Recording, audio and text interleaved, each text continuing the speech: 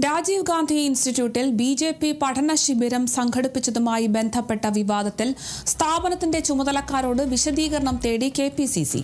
BJP Kattakada മണ്ഡലം കമ്മിറ്റിയുടെ പഠന ശിബിരത്തിനായി ഇൻസ്റ്റിറ്റ്യൂട്ടിലെ ഹാൾ വാടകയ്ക്ക് നൽകിയത്. വിവരങ്ങളുമായി അപർണയാണ് ചേരുന്നത്.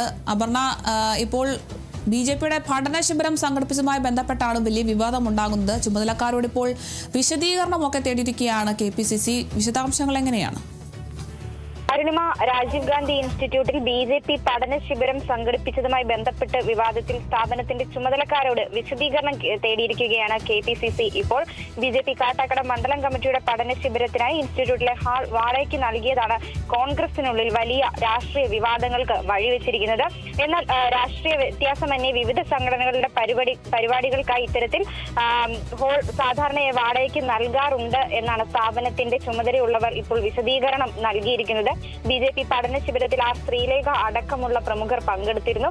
സംഭവത്തിൽ വീഴ്ചയുണ്ടായോ എന്ന് പരിശോധിക്കാനും പാർട്ടി നേതൃത്വത്തിന്റെ അനുമതിയില്ലാതെ ഇത്തരം തീരുമാനങ്ങൾ എടുത്തതിനുമെതിരെ കർശന നടപടികളുടെ ഭാഗമായിട്ടാണ് ഇപ്പോൾ കെപിസിസി ഇത്തരത്തിൽ വിശദീകരണം ഈ സ്ഥാപനത്തിന്റെ ചുമതല ഉള്ള ആൾക്കാരോട് തേടിയിരിക്കുന്നത്. എന്തായാലും വിഷയത്തിൽ കൂടുതൽ നടപടികൾക്കാണ് ഇപ്പോൾ സാധ്യത തെളിഞ്ഞു വരുന്നത്. അതായത് ഇപ്പോൾ പല വിവാദങ്ങൾക്കും ഇത് വഴിവെച്ചിട്ടുണ്ട്. ആ ഒരു പശ്ചാത്തലത്തിൽ കൂടിയാണ് ഇത്തരത്തിലൊരു വിശദീകരണം കെപിസിസി തേടിയിരിക്കുന്നത്. അരുണിമ,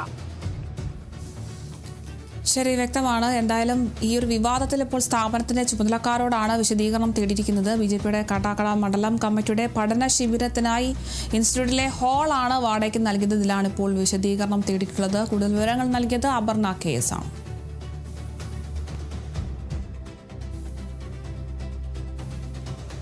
ആതിരപ്പള്ളി കാലടി പ്ലാന്റേഷൻ കല്ലാല എസ്റ്റേറ്റിൽ കാട്ടാന പന റോഡിലേക്ക് മറിച്ചിട്ടു. ഇന്ന് പുലർച്ചെയായിരുന്നു സംഭവം. ഇതോടെ ഈ റോഡിലെ ഗതാഗതം തടസ്സപ്പെട്ടു. രാവിലെ പ്ലാന്റേഷൻ തൊഴിലാളികൾ സഞ്ചരിച്ചിരുന്ന KSRTC ഉൾപ്പെടെ നിരവധി വാഹനങ്ങൾ റോഡിൽ കുടുങ്ങി. തുടർന്ന് ആതിരപ്പള്ളി റേഞ്ച് ഫോറസ്റ്റ് സ്റ്റേഷനിലെ ബീറ്റ് ഫോറസ്റ്റ് ഓഫീസറും സംഘവും സ്ഥലത്തെത്തി ആനകളെ തുരത്തി. നാട്ടുകാരും ഉദ്യോഗസ്ഥരും ചേർന്ന് പന മുറിച്ചു മാറ്റി ഗതാഗതം പുനഃസ്ഥാപിച്ചു.